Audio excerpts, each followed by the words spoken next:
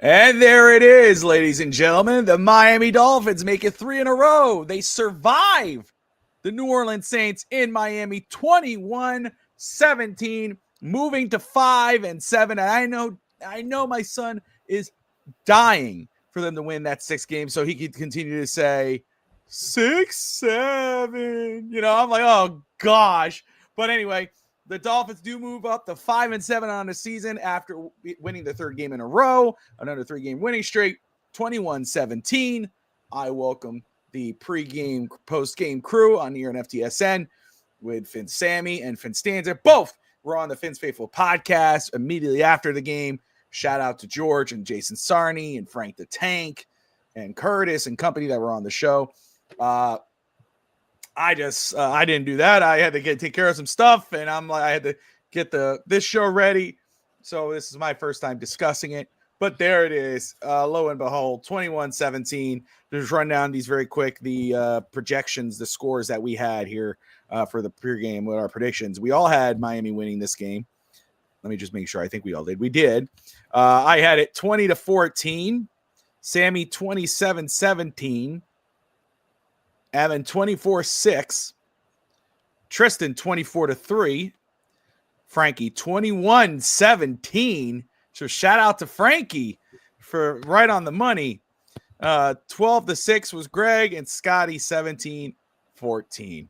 So we were all right on our predictions. Pretty close on the scores. Yes. I will say, minus, where Fitzdanger was like, I don't want to see it. I don't want to see that offense score that many points, but pretty close. I think, it is. I saw, first off, shout out to all those just tuning in, joining us. Daniel came on beforehand. He is not watching any of the shows. He doesn't want to see any of the doom and gloom. He says, Bobby, there's something wrong with this fan base. They win today, and it's all gloom and doom. Meanwhile, the Jets, who are 3-10, win today, and there's nothing but positive vibes. I do not get this fan base. I won't be listening tonight because I'm not interested in gloom and doom session, but had to check in with my viewpoint. I would love to hear your thoughts. Tammy from Miami, El Madre. McDaniel got 3 wins. It's messy, but we will win. What a roo-poo. Okay, she's having fun. Try to translate that. Love you, Mom. But no doom and gloom tonight, she says. Evan, please lead us in song as we celebrate this streak. Oh, don't they know you? But anyway, we all predicted a win. Our scores were pretty close, but we have plenty to talk about with the way the Dolphins won this game. Yes, the Miami Dolphins won. Yes, you should be happy with a win, but no. You should not be satisfied with the way they done it because Miami can't just win today and the season is over to get to the playoffs. They have to continue this for so many odd weeks. And by today's performance, if they take that to the Jets or to so forth, they're going to get embarrassed or just eliminated. So I don't want to say it's doom and gloom. I'll just say you could celebrate the win. I'm happy. A win's a win. That's how the way I said earlier. But still, my goodness, did they almost give that game away? Before I get to Dr. Evil on the left-hand side of me, who looks like he's ready to just break hearts and tear spirits, I'm going to go to Sammy. Sammy, first off, how was your Sunday? What did you think of the game? I'll be honest. It's a different feeling right now because I was watching that game kind of numb, like no overexcited, no over defeated. It's like I'm watching, expecting the worst. They're still winning. They're still giving a shout out, but I'm feel like, I don't feel confidence, nonetheless. But once the second half started, it's like, okay, here comes Matt Daniels' team because they don't make adjustments and the other teams always do. So the other teams start rolling. I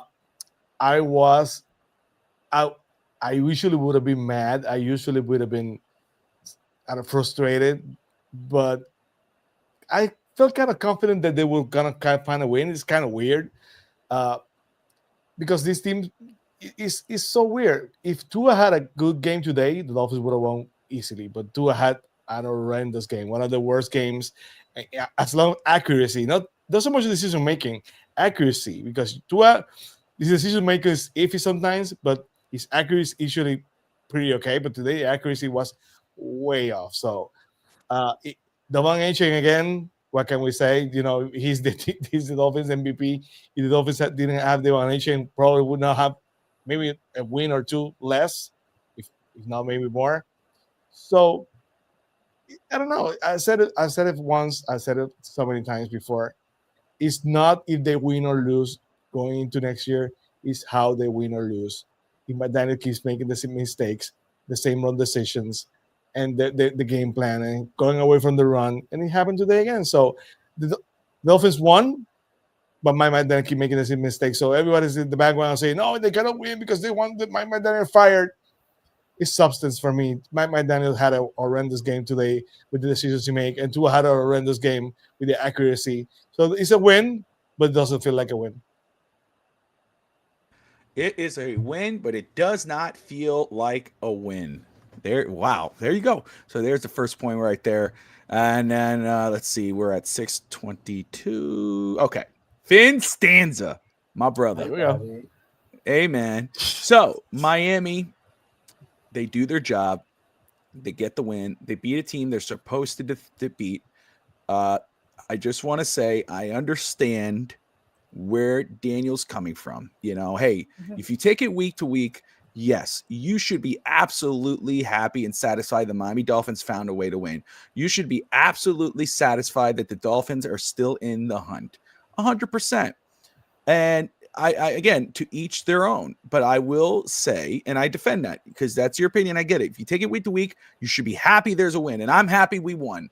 It was good to see. Man, Devon Achane broke 1,000 yards today. He is the MVP. Minka Fitzpatrick came in clutch. There's a lot to like with some of the in some certain spots with the team, and there's a lot not to like. The more I watch Tua quickly, the more I saw Tua today, is the more I was like, man, this is not the same guy. This is not the same quarterback. This is again, I used to say, man, he could be great. He could be good. He could have a bad game, but he is who he is. But no, he is not who he is. He's below what he is. This guy should be he's an NFL backup playing a starting job. And I understand the logic of what Daniel's saying. I appreciate Daniel. I wish he was here to communicate via the comments and argue with us and have a good time. But I get it. Save your sanity, brother. But I will say, some of us are not about, take it week to week, just enjoy the one win. Because we're not just thinking about this week. We're thinking about what happens next week and what happens the week following and what happens to when we if Miami does have a shot at the playoffs, how today's hiccups could screw us up later. So I understand Sammy's point to start it off. I am pretty sure I'm going to understand Finstanza's point, even though I'm sure he'll open some can of worms somewhere where I'm going to go, wait a second. But until we get there, it is a win, but does it truly feel like a win? No. Sammy's on point. We're going to get into it. Bear with us. Finstanza, the mic is yours. I just want to comment on Daniel's comment, which, Daniel, I wish you were here tonight so we can have a great conversation. The reason why the Jets are happy with their 3-10 and why they're in a good mood is because they are already playing for next year. They have 5 first-round picks over the next couple of years. They're going to be going to pick another quarterback. So anything that they do now is a joy for them because they've already traded away Sauce Gardner, Quinn, and Williams. Going into today's football game, the Miami Dolphins were the healthiest. Let me repeat this: the healthiest they have been since game 1 of the season. They had Darren Waller, they had Austin Jackson, they had Russell Douglas. They had every single weapon, including Jalen Wright, Ollie Gordon. Every weapon at the disposal on the offensive side of the ball, and the only minus James Daniels, who was not there after 3 plays. The defense had all their players. Everything was set up for them to go in and play an excellent football game. The football game started off well. Why? Because Devon Achane allowed it to start off well. The moment Tua got involved in this football game and actually became a factor in this football game, the thing went off the rails. They had to settle for field goals. They get a key turnover from Russell Douglas, and on that first play, execution for our noodle arm Tua throws the ball down the field where you could see that there's a safety there. The coverage is not going to be there. Mike McDaniel, poor play calling. The key problem in today's game was the execution on the players, the poor execution on the players. However, in most cases, it was also the quarterback who had a QBR 8.2 and a passer rating of 55.9. That is third QB. That's emergency QB level quarterback play. Tua was inaccurate.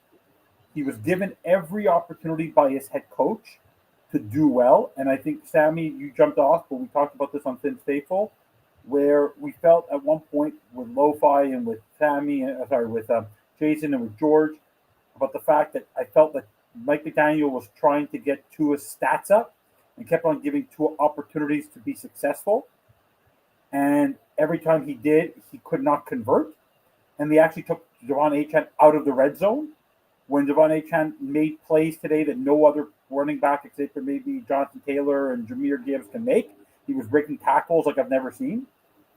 But for me today was a microcosm of what's wrong with this football team, and that we are a 53-man roster, but we are sucked in. But the focus always ends up being post-game about two people who are the consistent problem for 4 years: Tua Tagovailoa and Mike McDaniel.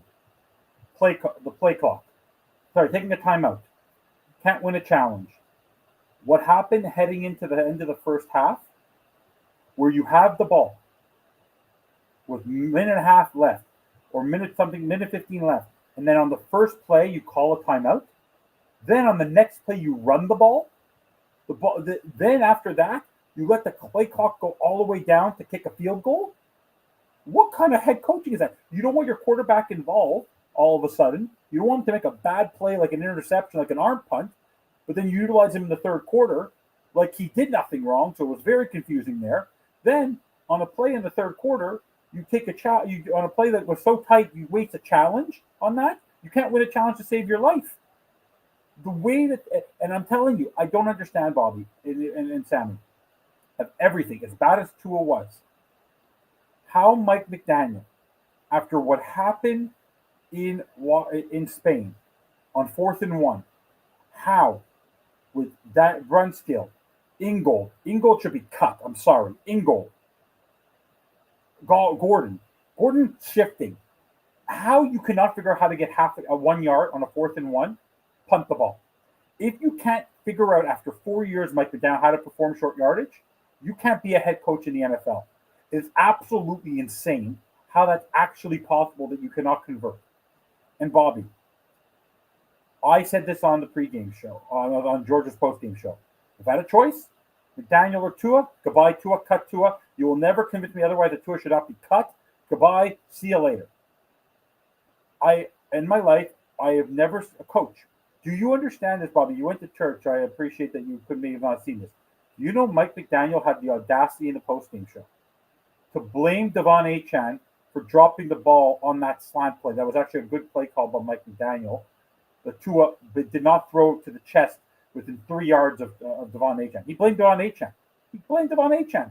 Then he blamed Julian Hill for the play that was behind him that he said he should have caught. He's blaming the players. He's defending Tua. So as much as you guys like to rile on me that he's not protecting Tua, he protects Tua. Tua took accountability for his actions today. But Mike McDaniel continues to support this quarterback. He is the guy who supported this quarterback in getting him his contract. Tua Tagovailoa, you're being nice. Tua Tagovailoa, I used to defend him, is a below average quarterback who does not deserve right now to play quarterback next Sunday. He almost cost his team the football game. Every chance he had to score touchdowns, it bothered me. Then he went away from Devon Achane every chance he got. I don't care. Short yardage, give it to Devon Achane on a slant, on a check down. I remember I said on the pregame show, guys, check down it today. No, he's not check downing it today. I don't understand. They're bombing balls they're trying to get Cedric Wilson in. He's underthrowing Greg Dulcich. Did you see how angry Darren Waller was in the end zone, how he overthrew him? How do you overthrow Darren Waller? Come on. Like, unbelievable today. What we learned today is something that we already knew, but we included it. A win is a win, fantastic. but they actually regressed as a football team. They played this phenomenal football game against Buffalo.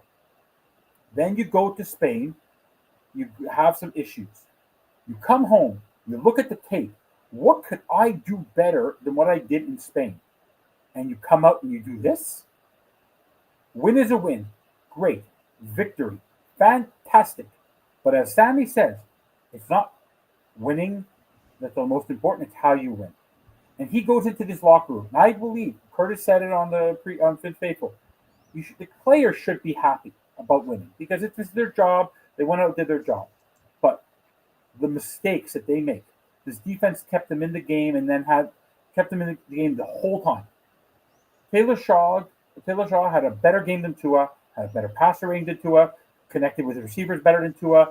You watch this week with Burrow getting the ball. Tua cannot throw the football anymore. He can't get out of the pocket anymore. Bobby, Sammy, did you see Tua cheer himself on? And when he thought he got the first down and he slid 2 yards too early, a year and a half ago, he doesn't even know how to slide, Bobby. The man doesn't know how to slide. He didn't see where the first down marker was. He was just proud that he slid. It's like, Bobby, it's like your daughter. You're at the park this past week for Thanksgiving, right? You took your kids to the park, and your youngest goes down the big slide. Daddy, look at me. I did it. I did the slide by myself. Tua was looking for praise that he slid properly. Like, what are we doing here, guys? This is laughable. Like, we're watching a football team win football games in spite of their quarterback. They're winning in spite of their coach, who can't win a challenge, who can't call timeout. Bobby, 12 men on the field. How many games are like? How do you not know how to count the number of players? The Escher comes off the field. They can't count.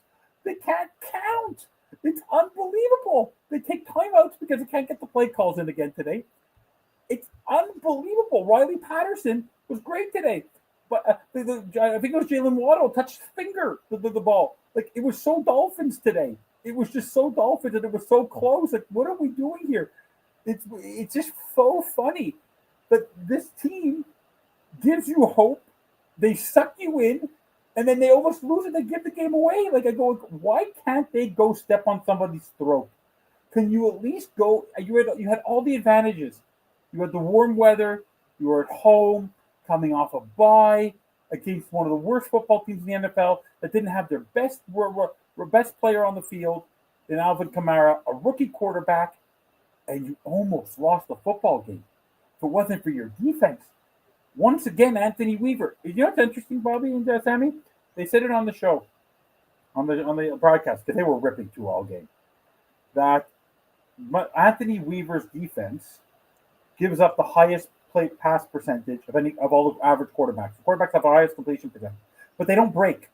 If you look at the points they've given up the last 3 games, they've been great. And I got into a big argument with Greg and Brett about Achane. Achane is fool's gold. He is the best thing to happen to the Dolphins in 25 years. He's phenomenal. Great player. And they didn't utilize him. Like, Bobby, they stopped using him. He should have had, I told you, they should give him the ball. Did you see some of the plays he made? Brett and Greg were even complimenting him how he was breaking tackles. The guy's a wonder. But let's give the ball to Tua to throw it down the field after we collected him some beautiful interception. Guys, Tua Tagovailoa is by far, will go down as the worst QB signing extension ever. Why worse than Deshaun Watson? Because at least Deshaun Watson isn't playing. The problem is Tua's playing. And I prefer to have Tua on the bench. Sammy. That's ridiculous. No, I'd rather have Tua. You don't think that's just absurd. Tua on the bench is better than Tua on the field? No. At this point, Bob, Sammy, Mike McDaniel. I said this to Bobby, and I said this on the show. I don't think you left. I said this that Bob, and I want you to comment that Tua and Mike McDaniel. I said this to Bobby at the beginning of the year, and I think I said it to you. They needed to break up. They had to, at the end of the season, one of them had to go. It's like a marriage where you stay in it for the kids. You stay in it because you don't want to deal with the pain of actually having to deal with it. Mike McDaniel defended Tua today. They're going to have a sleepover tonight. You didn't throw a bad ball. Achane should have caught it, even though you threw it out of his behind him. Julian Hill should be able to have arms behind his head back like his octopus. Come on, guys. This is laughable. He continues to defend this pathetic excuse of a quarterback. How much more times are we going to defend a quarterback who's completely regressed? This relationship is so toxic between Mike McDaniel and Tua Tagovailoa that one of them has to go, and it better be Tua first, because he's persona non grata in Miami now. Like you can't defend him anymore. No one can defend this guy anymore because he doesn't change. He doesn't get better. He goes out there 5 hours before the game, practices everything, and he gets worse. He's actually gotten worse as a quarterback this season. We'd be better. I'd like to see a game with other QBs just to see something. At least maybe we'll force the ball to Achane more. But all to say, I can't. It's so hard to watch him play quarterback. It is really hard to watch. There is no doubt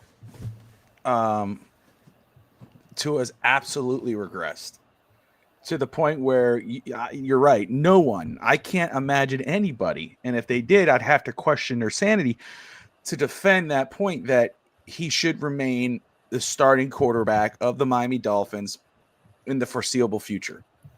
I will say that I am very close myself because you know when it's time to wrap up on a QB, you're like, okay, at the end of the year we're gonna have to wrap this up, dude. They got to go find someone else, and you go, but why do you stay with that guy? Well, because he gives you the best chance to win.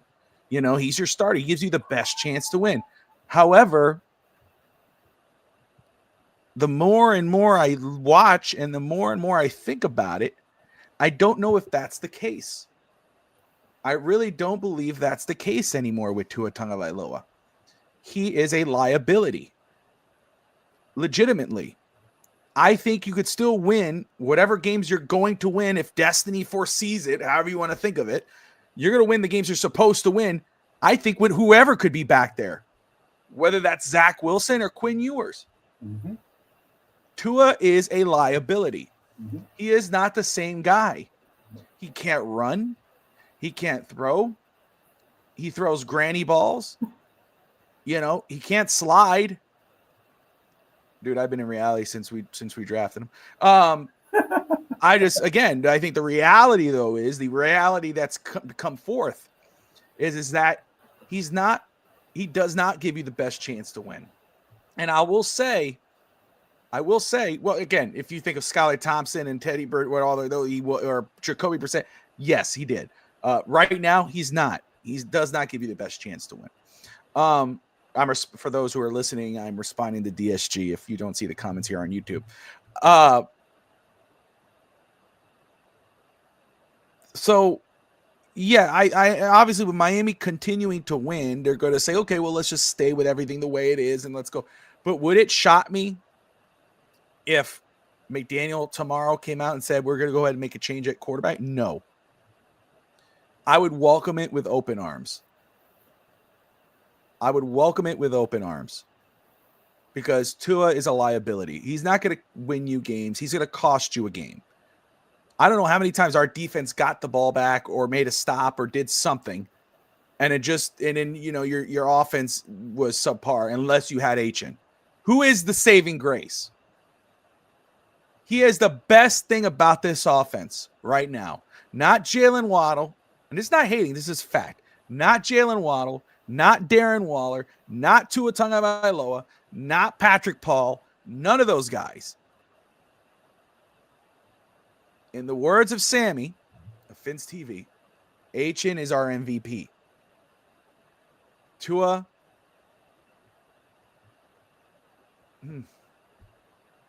WBVP, Waterboy, valuable player, because that's what he should be doing. He should be on the bench, handing a starting quarterback their Gatorade and telling them, "Hey, man, I just want to let you know when I was watching this, watching from the sidelines, and I'm looking at your tablet here.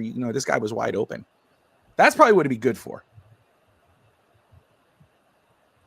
But legitimately, I just watched Tua, I don't wish failure. No, I want him to be successful. I want him to score touchdowns. I want him to have a killer game. I'd love to see the Tua from 2 years ago. I'd love to see that.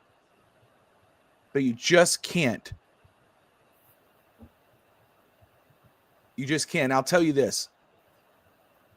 You can't unsee what you're seeing. You can't not see that this guy's regressed to a point where it's like there has to be a change. And I'm not saying it's going to happen now.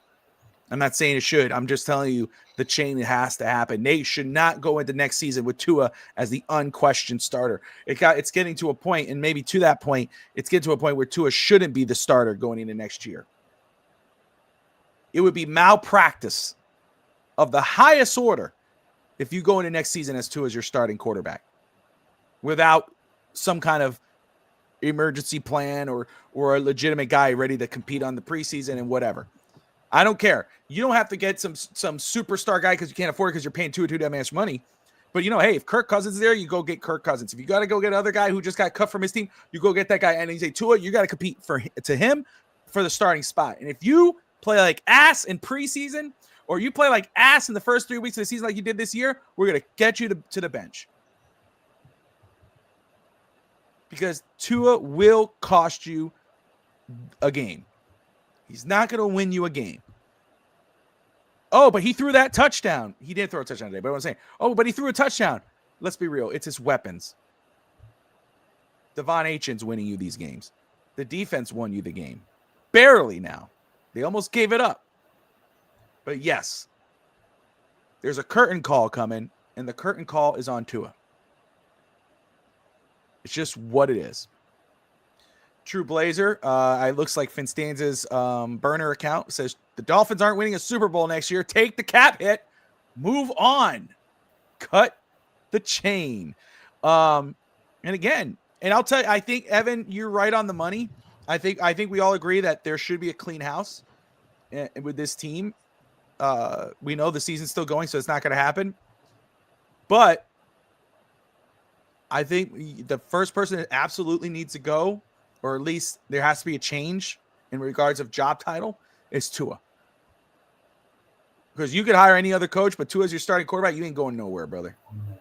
You could find another guy possibly, and if McDaniel's your coach, maybe, just maybe, things start to work out. Maybe. I'm not saying it will. But if Tua's your starter, you ain't doing a damn thing. A damn thing. Bet Zach Wilson will. Sam Darnold did.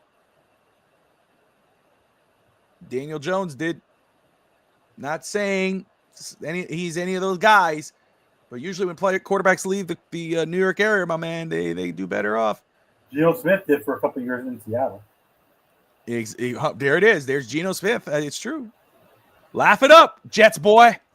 But yeah, I really don't, because we know when guys fall off a cliff and they start to digress, and it's like, hey, getting to that point. But this was like a complete drop off.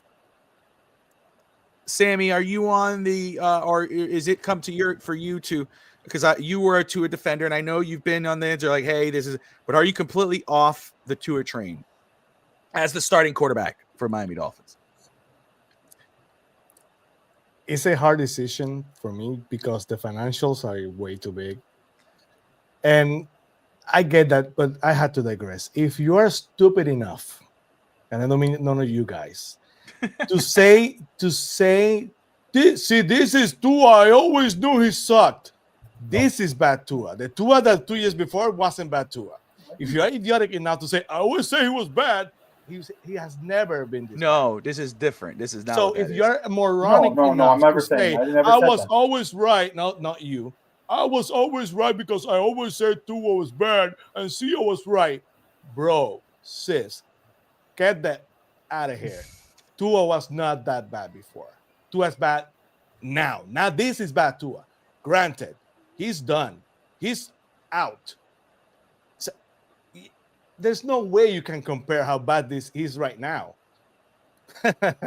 not this time. But I'm not gonna take anything away from anything I said. I always been a believer in Tua, but if he's done, he's done. And it's not only physically. You can see the mechanics, the arm straight, the mobility is not there. He's taking a huge dive physically this season. He's there. I don't know if it's the hip. I'm not a medic. I'm not a doctor. I have no idea. But this is bad. This is undeniable. But if you want to say, no, Tua was always better, I was right. Yeah, Tua hater, you're Tua believer. Get the out of here, bro. Come on. No, Tua. The problem still remains. If the financials are there, it's hard for me to say.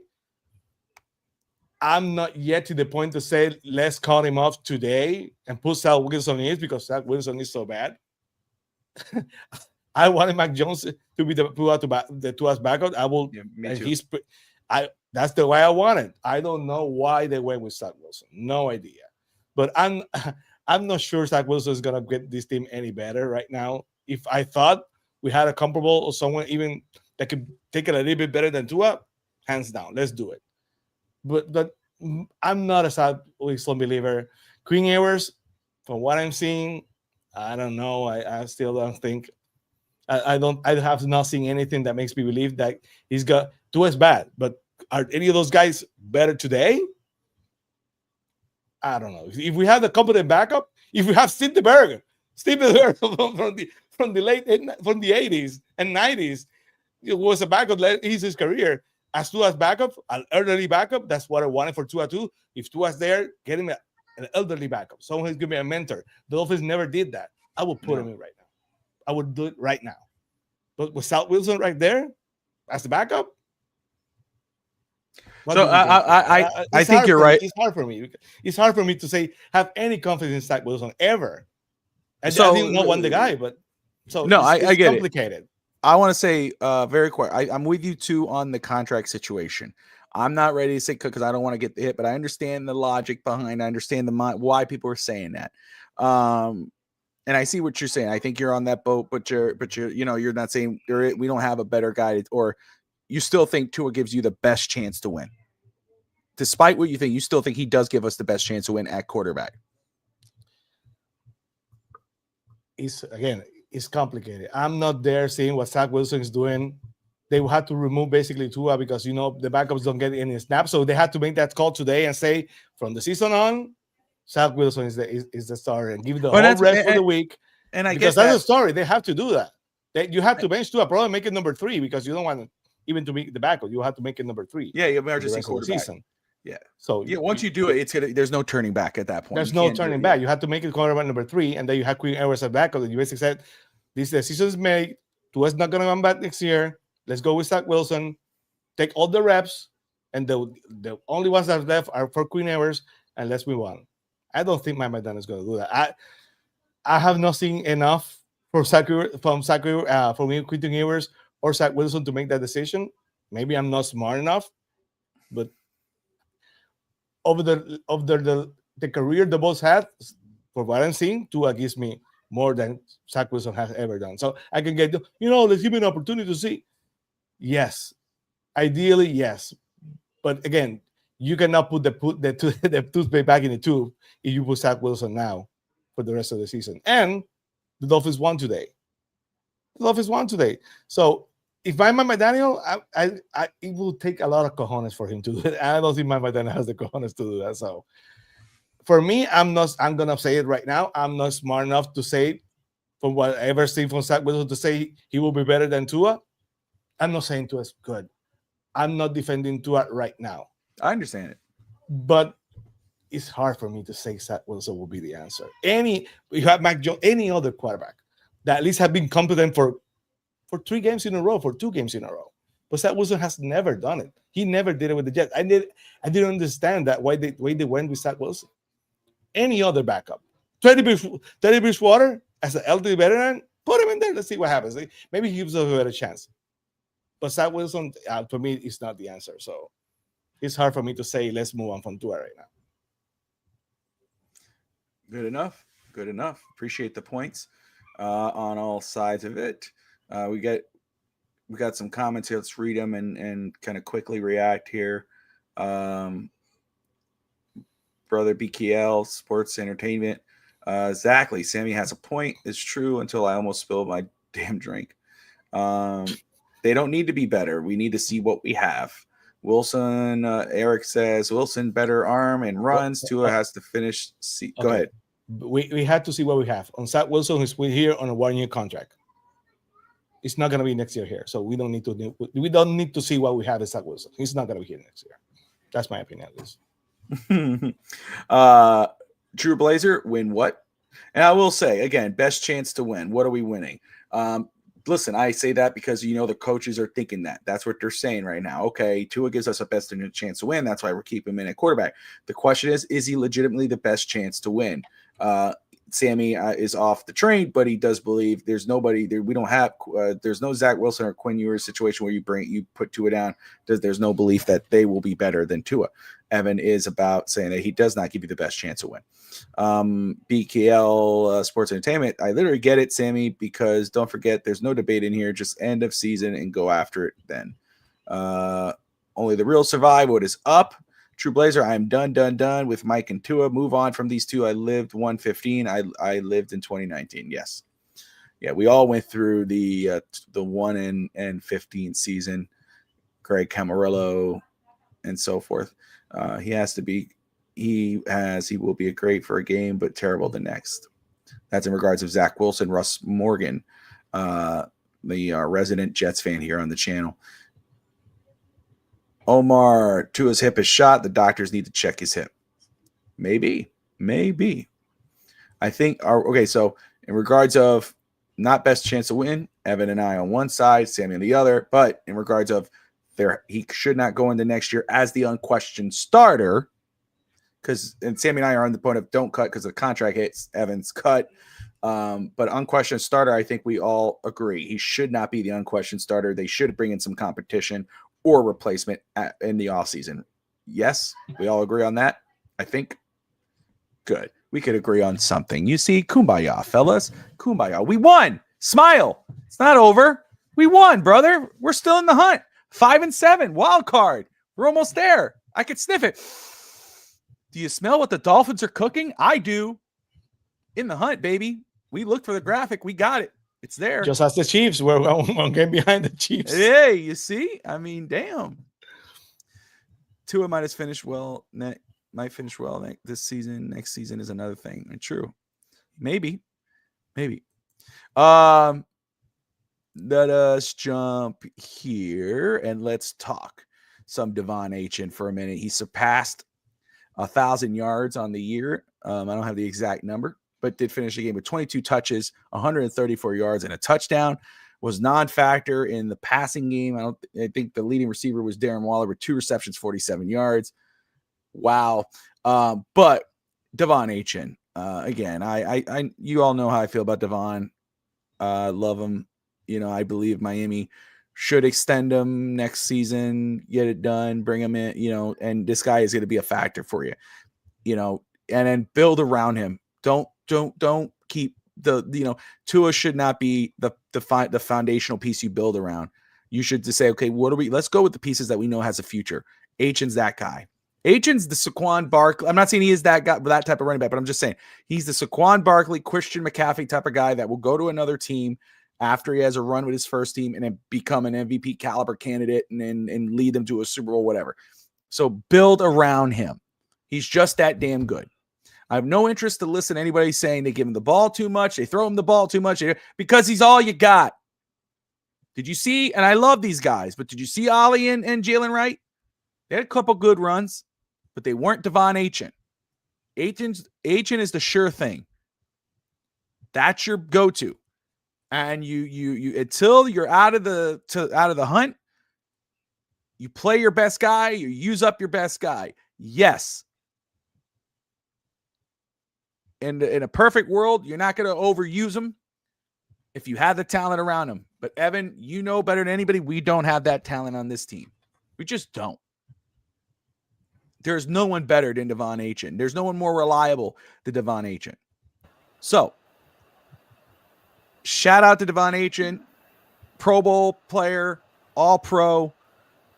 This guy should be extended. It doesn't have to be this year, but going into next year, extend him, give him a good deal. So that way, when you finally figure it out with the QB position and so forth, you got yourself a legitimate running back ready to tear the roof up in South Florida. Evan, your thoughts on Devon Achane surpassing 1,000 yards this season? At this point in the season, and of course finishing the day on 134 yards, 22 touches, and a touchdown. Devon Achane was underutilized today. I said it in the pregame show. They had to use him more. I didn't want to throw more than 20 passes. He threw 23. So shame. Those 3 passes should have gone to Devon Achane and runs. When they needed a fourth, they were in the red zone. I don't care if you can't. Devon Achane's not good in the red zone. You use him. 4th and 1, slant, check down. You use him. They threw the ball to him once today on a slant pass that should have been a touchdown. That Mike McDaniel blamed Devon Achane for. Shame on you, Mike McDaniel. You don't disparage Devon Achane. You disparage your quarterback for making a bad throw. Shame on you. That's your running back. Unbelievable, unacceptable, pathetic. Devon Achane is all you got. If I'm Devon Achane and Tua is my quarterback next year, I don't want to be here. If Mike McDaniel's my coach, I don't want to be here because honestly, they're not going to. His talent, I don't think has even been untapped yet. What he did today, when he converted with that O line, and I learned this year that our O line today, all O lines are not great, but our O line was bad. Austin Jackson had rust galore. Jonas and Avanaya, not good. Tua could not read the O line getting crushed at all today. The Brewer, awful. No one was good on the O-line today, and he still produced 134 yards of rushing. So good on Devon Achane. Devon Achane should actually have more yards today than he should have. He should have had. He wasn't utilized enough. And I get into fights with Brett and Greg today, where I said, "Oh, if you run the ball, that's why you only score 21 points." They go, "No." Today, when you saw how bad Tua was, you keep on giving the ball to Devon Achane, and you would have scored more points. Because he would have made them short yardage situations instead of Tua forcing the ball to nowhere. And today you saw Tua was a spot thrower who threw to nowhere half the game. Devon Achane is right now in his third full season, is a top 3 running back in this league this season, and it isn't even close. He's actually, I think, he's as important as Jonathan Taylor is to his team. He's as important as any other. I don't see anyone else. Maybe Christian McCaffrey. I see Christian McCaffrey, Jahmyr Gibbs. I see, but now they're faltering a little bit. Devon Achane is the reason why you're winning, and that's with the defense. It's almost like the Dolphins of old, running defense without the good quarterback. And Bobby, you said this to me once, and I now wholeheartedly agree with you. And based on what I saw after a couple of games, I would have been dialing last year. I would have begged, borrowed, and steal now. Look back on it. You pick up the phone. You call up Ryan Tannehill and say, "Ryan, what are you doing?" Because Ryan Tannehill would have this develop with that running game would do more than Tua Tagovailoa. He literally is a boy wonder, a little guy who's doing a lot more than anyone ever expected him to do. And I actually think his talent is being held back because of the stupidity of his head coach. If he had a proper head coach who knew how to use the running game and stick with the goddamn fucking running game when it's working, Mike McDaniel, then you might have actually had an easier win today. But no, when it's 4th and 1, when you're in the red zone, let's give Tua the ball. When we have an interception from Rasul Douglas and we're at the 40-something yard line, let's air it out to Devon Achane because we need to prop up Devon Achane's yard. Because, by the way, how pathetic will it be, guys, if if Jalen Waddle doesn't, if Jalen Waddle doesn't hit 1,000 yards again this season? How pathetic would that be? How pathetic would that be? What is he? I have to go for a second, okay? Doing something. I have to go get the door. I'll be right back, okay? Go ahead, brother. All right. What happened there? It's always something, bro. No, that's all right. We'll be back. Where is Jalen Waddle at for the season? I think around 700 something. Still a little bit underwhelming. It is underwhelming. No, it is. But he still has some chances. But based off what we see from Tua at quarterback and just the way the offense is going, it's going to be a very, very tough hill to climb. Duke, what's up, Duke? Tua's regression is bad, but I think McDaniel doesn't get enough blame for his play calling, especially from mainstream media. who pretend he's some offensive genius. You know, the McDaniel, I think, gets a lot of the blame and should, especially when any given Sunday, right? A team could win any given Sunday if you allow them to. And Miami almost did against New Orleans today. And of course, you got to look at your quarter, you got to look at your coach, and you got to look at how he gets his guys prepared. The key thing that's always brought up every game, every post game, every time we talk Dolphins in regards of coaching is the adjustments, halftime adjustments. Even when you're winning, you should adjust because you know what they're giving you, you know what they're going to do to you. And Miami is famous for not doing that. McDaniel is famous for not doing that, and his play calls are very, very, very suspect.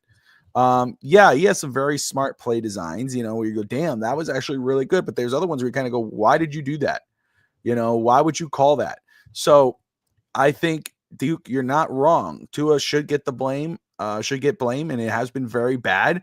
But McDaniel should get a lot of the blame as well. There is no doubt. We got to win now on to the next game.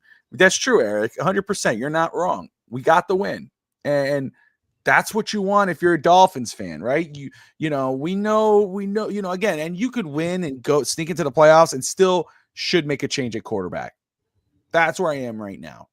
And saying making a change does not mean cutting and taking the major hit and whatever. Making a change is being aggressive, going out, searching the field, finding a quarterback if he's available via trade. And there's a few out there. And I'm not going to, I'm not the guys I mentioned are not the guys I'm saying. I'm just throwing them out there. But again, I mentioned Kirk Cousins.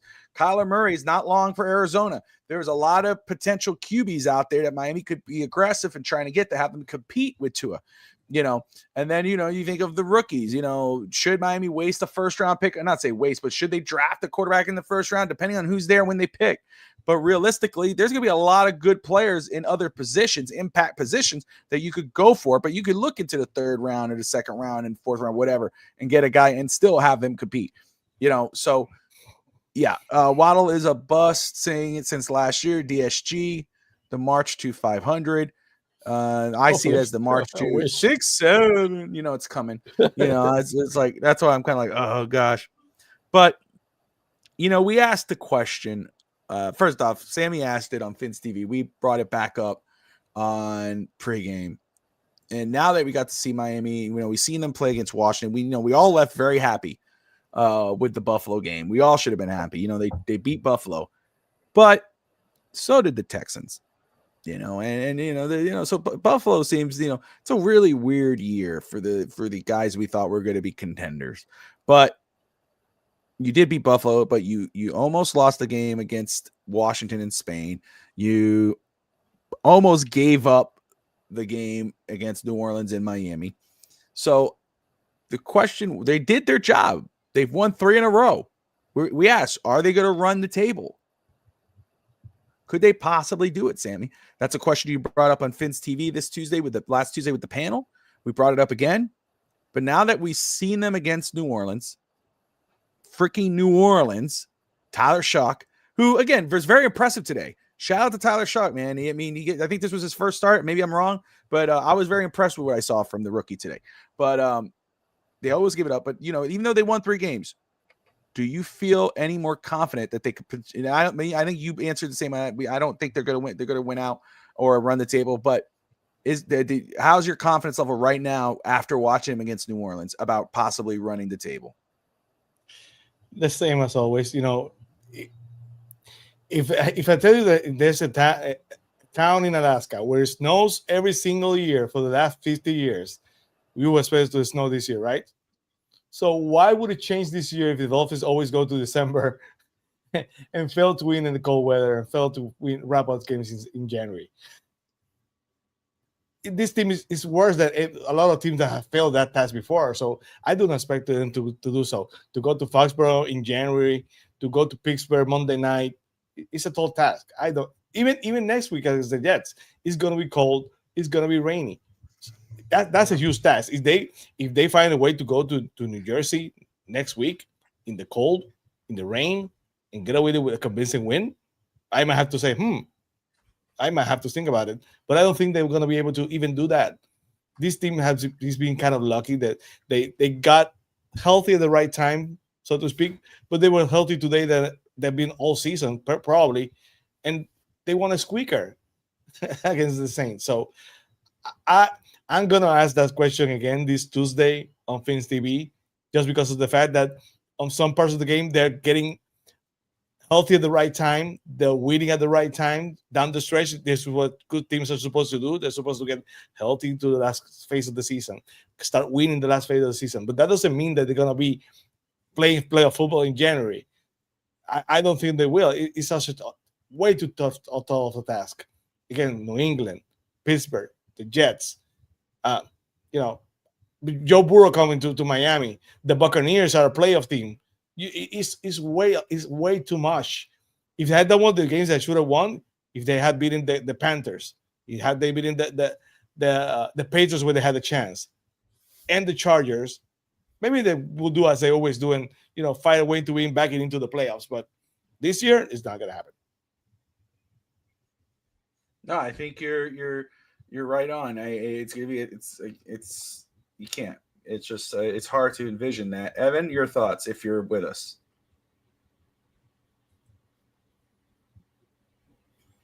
Are you there?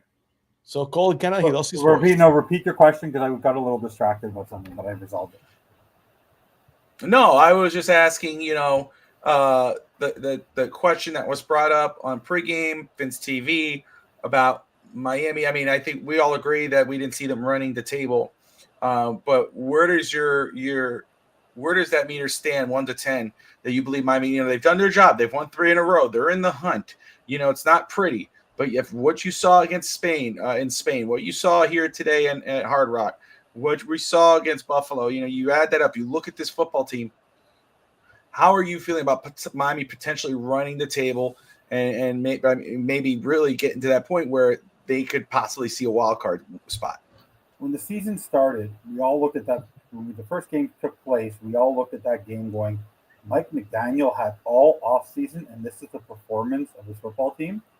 Now you have not a great game against the Commanders, a 3-8 Commanders, who if Jaden Daniels would have been there, you would have lost the football game. If they would have had Terry McLaurin and they would have had the Jaden Daniels in that football game, you would have lost. And you come home after the bye, after making a lot of ineptitude mistakes in that game. It was ridiculous. And then you come and this is what you perform at Mike McDaniel after a bye.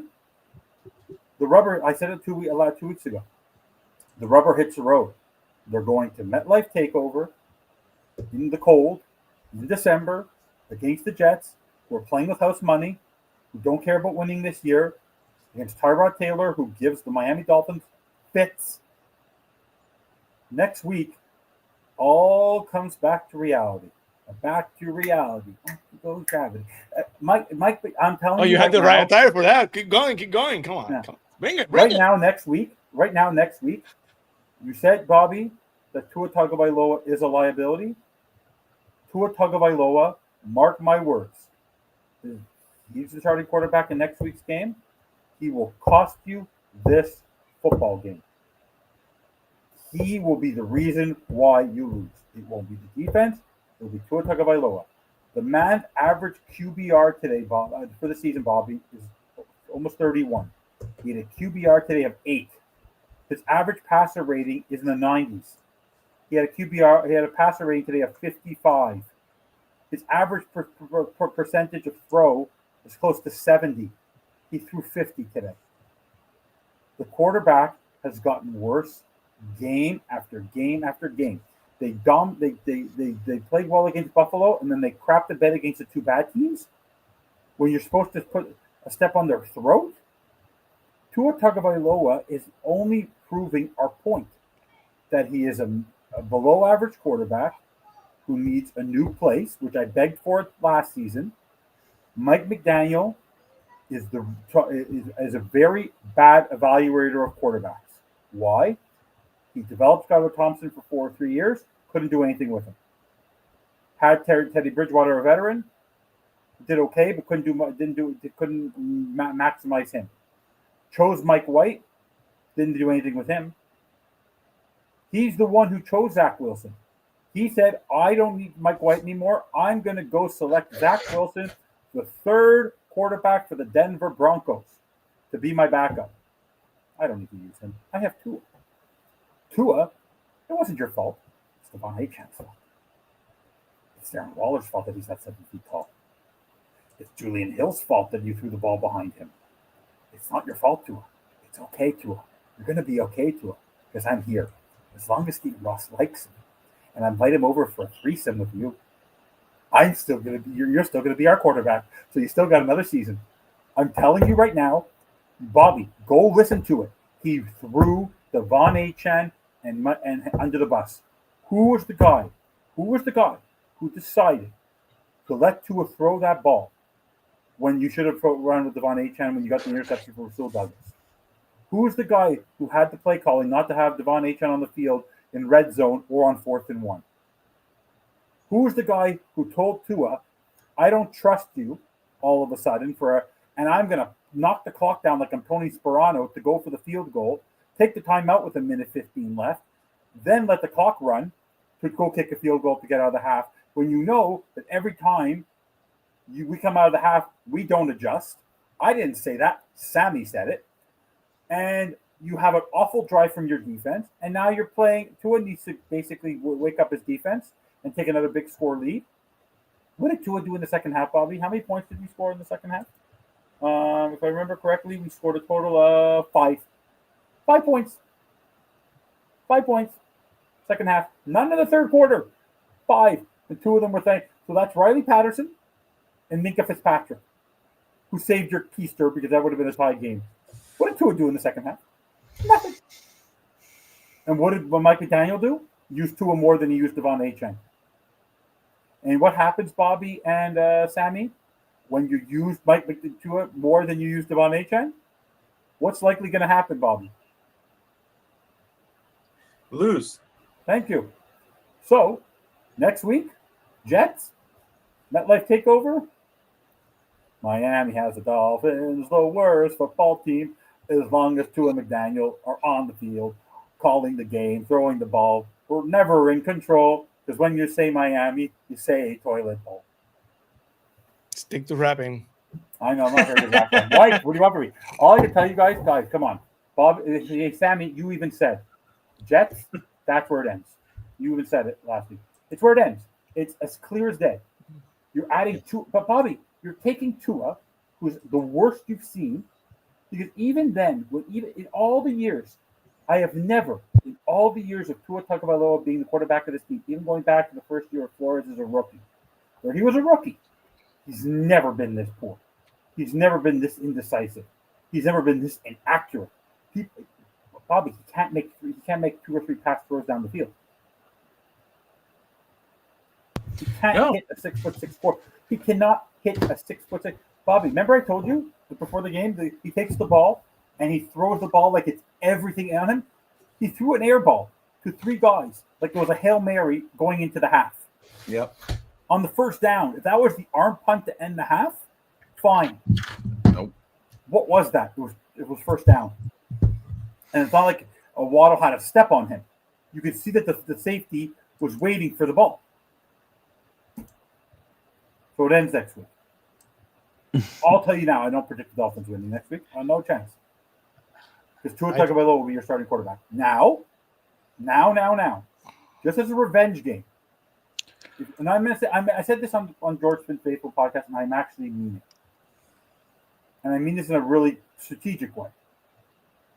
I think Mike McDaniel wants Tua to succeed, so he'll put the ball into his hands to have the ability to succeed. If you put a quarterback who's not as capable as Tua, who has a $220 million contract, you're going to be more conservative. Bobby, I wanted checkdowns today. I was begging for them, pleading for them. How many checkdowns did we have today? None. 0. Buckets. Nothing. There was not one checkdown. Not one checkdown to Achane. Not one.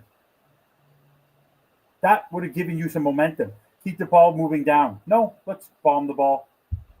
Let's throw the ball to a spot where no one is, because I'm guessing where they're going to be. Because, by the way, you know what the problem is also, Bobby? The anticipatory throws aren't even accurate anymore. No one knows where to be with Tua anymore because he's not accurate anymore. He's throwing behind you, above you, below you. Greg Dutchel tried to go a 3-yard pass, Bobby, out of the pocket, threw it to his feet. Tua could not see the stick. That was 2 yards. Let me throw the ball to Julian Hill. 3 yards. He literally, Bobby, he threw the ball behind him when all he had to do was walk for the first down. Who is your quarterback? He's going to get out. The Jets are going to, Aaron Glenn is going to have some fun with him next week. He is going to be a problem. The only way you win next week is you win in 11th. You're going to win because of Devon Achane. That's it. That's all. He had 2 receptions. Your highest receiver had 2 receptions today, Bobby. 2. So I want to all fair points. And I just want to. Had 3 and Washington has 4. Sorry, but they only have 30 yards for them, 40 yards. Not very good. Okay. All right. We're close to wrapping. I just want to say I want to answer Duke very quick. And obviously I'll say, "Oh, Duke." But Duke says, "Bobby, do we wait till 2027 to draft a quarterback? Would you consider moving up? Just draft for a QB." I think all options are on the table, brother. I mean, again, I will say, as much as we do need to make a move in regards of a quarterback to compete or replace Tua as the starter, yeah, they should be looking at that. But there's a lot more issues with this team other than quarterback, that you shouldn't be locked in on a quarterback with your first pick. I mean, again, if one of those, I think, a guy who also got an extension not too long ago in Austin Jackson, I think Miami needs to look for a replacement for him. If that kid from Francis Malagoa, I'm going to butcher his last name, I'm sure I am, from Miami sitting there, or Spencer Fanu, or Caleb Lamo from Utah, those 2 guys from Utah, one of those guys are sitting there, you go get them. If Ruben Bain or one of those other guys are sitting there, Caleb Downs from Ohio State, if you're in that vicinity, you grab them. However, if you're in striking range for a guy that you believe in as a quarterback, whether that is Mendoza or whomever, you do what you got to do. I think that there will be some decent guys with sneaky high ceiling, available in the 2nd and 3rd round. And if Miami legitimately wants to just draft a guy to have him compete with Tua, they could do that, and then you could go big in 27. But I will say again, yes, you should find a replacement or a guy who can compete with him at quarterback. But there are other issues with this team other than quarterback that you can't just ignore if a better player is sitting on that board. If you got one quarterback here, but then you got an all-pro guy who is a game changer or a game wrecker, like if Ruben Bain is sitting there at edge rusher, if Ruben Bain is there, you go get freaking Ruben Bain. If Francis Malagoa or one of those tackles are there, you go get one of those guys. You don't pass up on one of those guys for a guy who might not be just as good. It's just so. Yeah, they should consider it depending on who's available to them and how they feel about them. But anyway, we are at an hour in. It's been a long weekend. And leave Mendoza. Sea Devil. What's up, Sea Devil? And then see you all there till the end there. What do you mean and leave Mendoza? If Mendoza's sitting there and if he falls that much, you absolutely consider it. If he's sitting there at Miami's pick, yeah, you make the move. I mean, would you consider? I would consider an edge rusher in round 1. Yes. The problem is that by now we know how much does it cost to don't make the right decision at quarterback, and we didn't have to trade off for Tua because when Tua was on the board and the Lions were rumored to take him, but so many people, I didn't want them to trade up, but so many people wanted to trade up to make sure you get the quarterback. So if you trade up and the guy is not the right guy, it's a even worse mistake because now you invested future picks to wait for a guy. You have to give him the opportunity to develop 3-4 more years. You only go for the quarterback if you're sure it's the right quarterback to go for. Yeah. I'm more a fan of trading back than trading up. I think you wait and let the draft play itself out. Nick asks, would you consider an edge rusher in round 1? Yes, I would. Again, if Ruben Bain is sitting there, Bradley Chubb, props to Bradley Chubb. I mean, he had a sack today. He did well today. But more than likely he's gone. You traded Jalen Phillips, Bradley Chubb's contract, the cap hit. We talk about, cutting to realistically, Bradley Chubb might be gone this year. Chop Robinson has not had a very good sophomore year. He's not healthy right now. So even if with Chop, if you traded Bradley Chubb, if you lose Bradley Chubb and you traded Jalen Phillips and possibly Judon, you're going to need another edge rusher again. And if there's a guy like Ruben Bain sitting there, you don't pass up on that guy. I don't care what his position is. That's a game changer. That's a game wrecker. That's a guy who can change the trajectory of your football team when the pieces are in place, like a Devon Achane. You make that move. Sea Devil, 2 1s and 2 2s move up for Mendoza. Would you do 2 1s and 2 2s to move up for Mendoza? Problem is that if the Dolphins move for Mendoza and Mendoza is there are so many. Just for example, have more power to move up to the Titans pick to get Mendoza probably closer and more firepower. So it's a challenge to move up. It's a challenge regardless. So, and now with the Jets with so much firepower in the next couple of years, let's say the Jets are at number 4, number 5, and the Dolphins end up at 12. They have more picks and are closer to moving up. So it's a challenge. It's a challenge just to move up. And again, Sea Devil, and I like Mendoza a lot, and not as his character, the way he carries himself, what he does on the field. He has he strikes all the measurables, but it's very early to say what I would give up for him. I want to let the rest of the season play out. I want to let the playoff play out and roll out, because again, if Miami believes in him and they want to make that move, then they're giving up those many. Then they're putting their careers on the line at that point, and then you just ride with it. But trading up, I'm like, I don't know if there's a player you should do it unless you're on the edge of making a big turn, and you're like, oh, I'm a quarterback away. Make that major trade. Miami's not a quarterback away. We know they need to make a change of quarterback, but they're not a quarterback away. B. McD says we may have to replace Achane as well. We may, and that's why, again, I don't sleep on any position in the draft. I just don't. But Achane's was at least for, I think, another year. I think next year is his contract year, right? And franchise tag for running backs is not that bad. They can franchise. It's just, I think it's more about how you feel about Ollie Gordon and Jalen Wright moving forward. If you want to look at a possible another running back, he was a Dolphin. I agree, Sea Devil. Again, that's why those are other things. He's from Miami. He's Cuban. He grew up a Dolphins fan. All that, he's born in Miami. You know what I'm saying? And he's a damn good quarterback. And look what Indiana's doing. So I'm not against Mendoza at all. I love Mendoza, but I'm saying that this team, there's bigger issues than the quarterback. And but I'm still saying we should change him. I wouldn't hate getting Mendoza. I would love it. But again, he's just a lot to trade up for. You got to make sure that guy is a game changer for your team. Nick says, only reason I say no to a trade up because there's a lot of needs on the team, and we hopefully new draft could hit some on these. New GM could draft a team and could hit some. Yeah, no, exactly. I agree. Dolphins would have scored 30 today with a better quarterback. No offense to it. You're right on, and I don't think that is offense to. I think that's facts, bro. It's what it is. His team loves him. Absolutely. No. Mendoza, again, I saw an interview with him and just the way he carried himself, the way he gave praise to his teammates. And even though he had a great game, he's like, man, I have to do better there. That just screams franchise quarterback to me. Obviously what he does on the field, but the way he carries himself screams franchise quarterback. You're not going to find another running about Achane who should sign him. You should sign him. And again, though, like a quarterback, I think until you find, maybe not with a quarterback, but I'm not against drafting running backs whatsoever. You keep piling on until you hit that nail in a haystack like Achane. Hopefully, maybe a power back that you could just throw and give him the rock and he pounds it and wins the game, or wins the down. I mean, that's what New Orleans needed today. They trusted Tyler Shuck. They gave him the ball. I was kind of like, damn, but I get it. He's a big guy. Didn't work out for them though, which is great news for the Dolphins. Anyway, Dolphins do move up to 5-7. Yeah, okay. Evan, you're there. You okay? He's all right. Good. Okay. Yeah, he's good. He's yelling at somebody at work. No, I'm letting you know. I'm not working at all. I'm letting you talk. It's all right. Oh, we are it's a special episode of the Stop Fucking Show.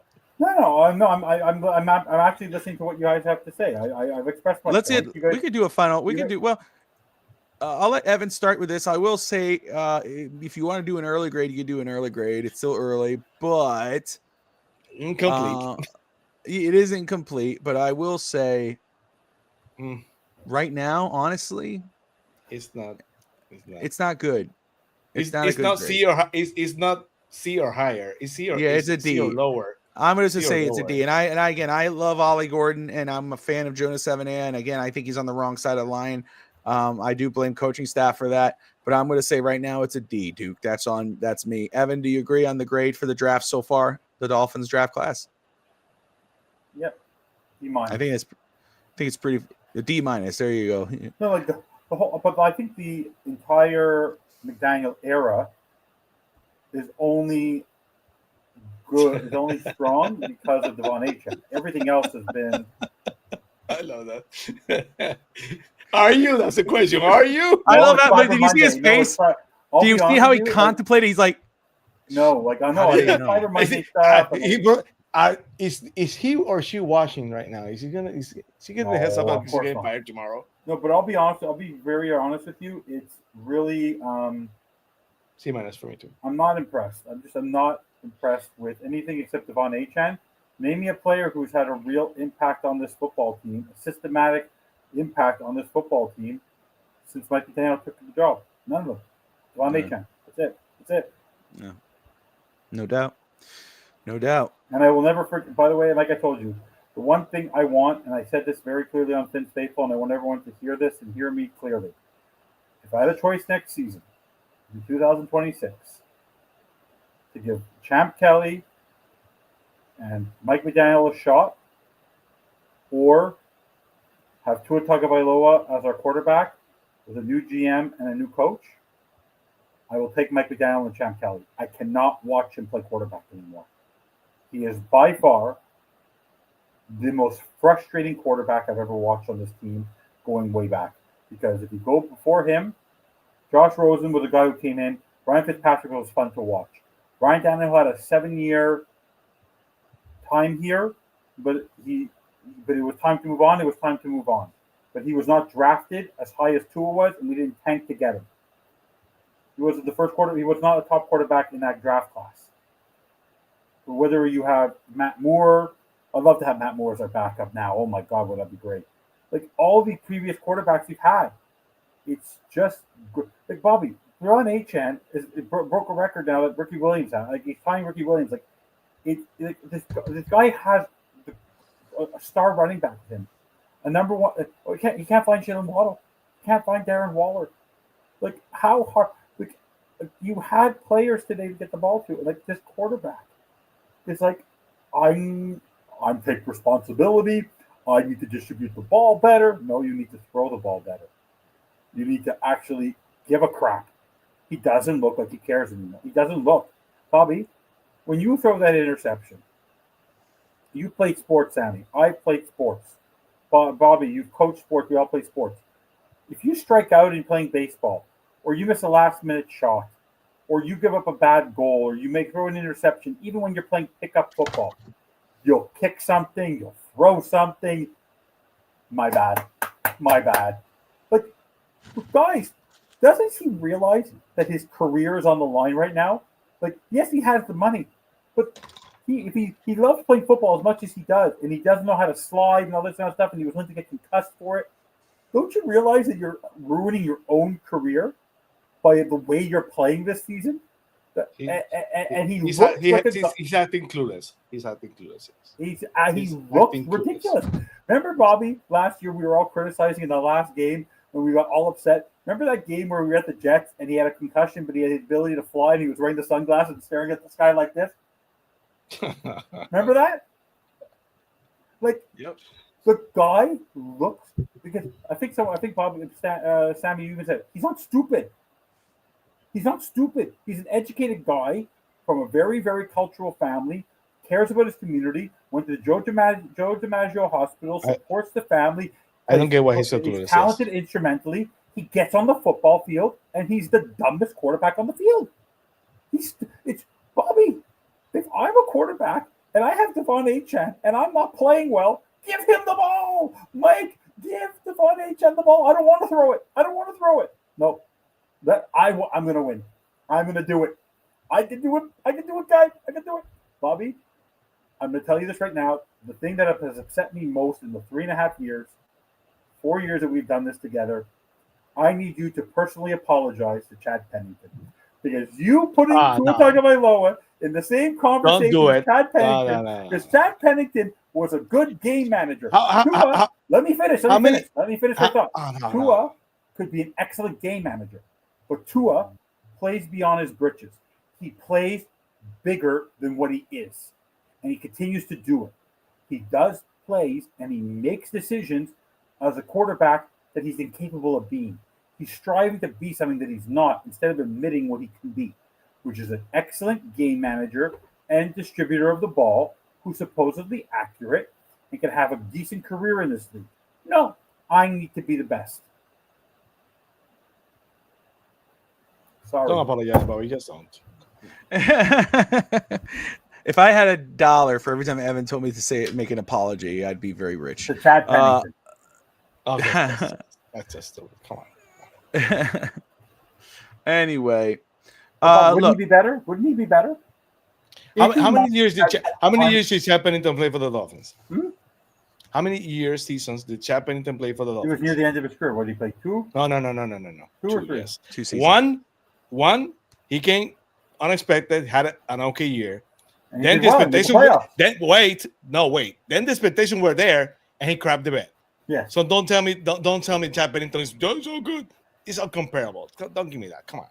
You know, you're smarter than that. I think you're a smart guy. Don't make me think I'm wrong about that. Come on. Want to know why? Because I actually was stupid enough to support Tua for a couple of years. Shame on me. Listen, I will say it again. I had to go, but I don't want Bobby to fall asleep on us here, but come on. Tua had good years, and people say he was bad. Now he's bad. Yes, he had good years, Bobby. But Sammy, he had good years. But look at his record. He's not a quarterback. He has had 2 5-game winning streaks. Granted. Mike McDaniels had 2 5-game losing streaks. He crapped the bed in Baltimore. He crapped the bed at home against Buffalo. And last year he was 2-6. And this year he was 1-5. It doesn't make sense.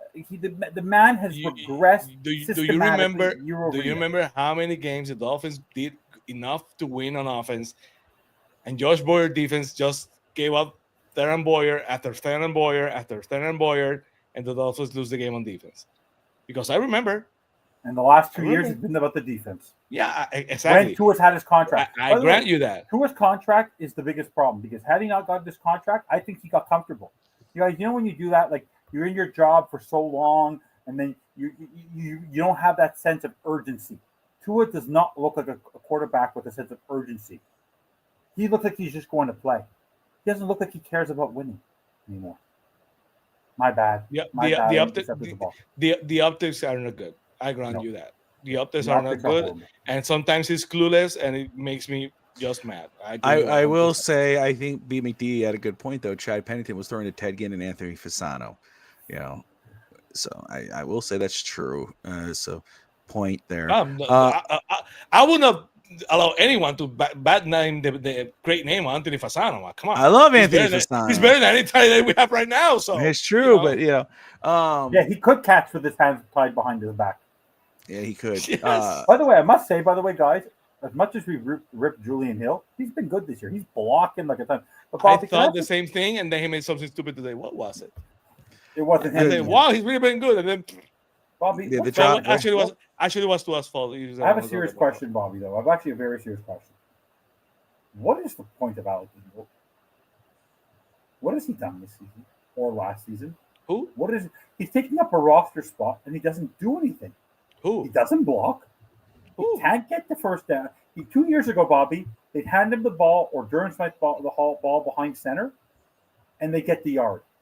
What has happened to Alec Ingold? What does he do for this football team? Oh, yeah. I'm actually because you remember he was good the first year or two, the first 2 years. Last 2 years, awful. What has happened to Alec Ingold? What is his purpose? What's happened to the Miami Dolphins? What's happened to Tua Tagovailoa? What happened with our rookies? It's the team, brother. It's guilty by association. Devon Achane's different. That's what makes it so good. That's why it's blasphemy that what you and Brett and Greg have been saying all season, and now you're coming along going, damn, man, they should have given all year, brother. You were saying you're giving the ball way too much to Devon Achane, way too much, and now they should have given the ball more to him. So I called that Devon Achane is the what do you call he's the asterisk. Everyone else is just playing to the team. No, what I will correct myself again. I felt that Mike McDaniel was not utilizing him properly. Now, what I'm seeing more and more is that in spite of Mike McDaniel's stupidity, Devon Achane is way better than I thought he was. I thought that he was being misutilized. You by know what Mike the problem McDaniel. is Mike McDaniel was listening to you. He heard you all this season, and he said, "You know what? I'm going to listen to him. I'm going to take the ball out of his hands, and I'm going to win this football game." And now you're pissed that he listened. So, Well, it's my fault. He actually. yeah, I blame you for that, even though he had a great day today. I must tell you though, this game was lost because Mike McDaniel tried to protect Tua. They won. They didn't lose. They won. No, sorry. They won this game. They almost lost. Shit. Did they? There it is. There it is. Got you, Doug. I got you, Fitzstanza. By the way, Bobby, let me ask you something. They won today. So Sammy guys shouts on. That was good. That was good. Straight face, guys. Straight face. Did today feel like a win? Did today feel like the Bills game felt like a win? Did the last two wins feel like wins? Honestly, did they feel like wins? No, Sammy said that. It's a win, but it doesn't feel like a win. I get it. And honestly, let me ask you guys this serious question. I'm asking the comments too. If you had the ability to go into the Jets game tomorrow without Mike McDaniel as your head coach, do you have a better chance winning next week with the different head coach or Mike McDaniel? Like, do you feel that they could have done what they've done this season with the winning streak? Whether it was because Anthony Weaver, I think, has gotten better as a DC. So do you feel, I'm asking you, the defense has played better. They're saving their keister the last 2 weeks. 3 weeks, sorry. Last 3 weeks they saved their keister with Devon Achane. Do you feel that the team would have been better off this season after game one, after game two, after the Patriots game where I wanted them gone, after the Colts game where I wanted them gone, that the Dolphins would have a better record now with another head coach, with an interim head coach, than Mike McDaniel? I'm actually seriously. If you tell me no. But no. If you would have thought, do you think that Mike McDaniel is the reason why we're 5-7? Or do you feel another person earlier in the season would have not lost in Carolina, would not have gotten smashed in Cleveland, would not have... No. I understand your question, and I get it. Here's where I'll tell you why that's the where you should take out Mike McDaniel and put Tua. Would you be 5-7 with Tua as your quarterback if he was your starting quarterback the whole year? And no, you would probably have a better record than what you have right now, even with Mike McDaniel as head coach. That's the reality of it. That's a reality, because you could put any head coach and Tua as your quarterback. Remember, you put any coach and Tua as your quarterback, you're not going to have a good year. But another coach probably would have benched Tua by now. Yeah, 14 interceptions. 14 interceptions. Mm-hmm. And you know what the worst part about all those interceptions are? None of them were contested. Go watch every interception. Every interception is a Tua special. Have you noticed that? Not one play is, the guy made an amazing play. Tua literally threw the ball and made the interception so easy for the defender. When's the last time there was a contested ball? When's the last time?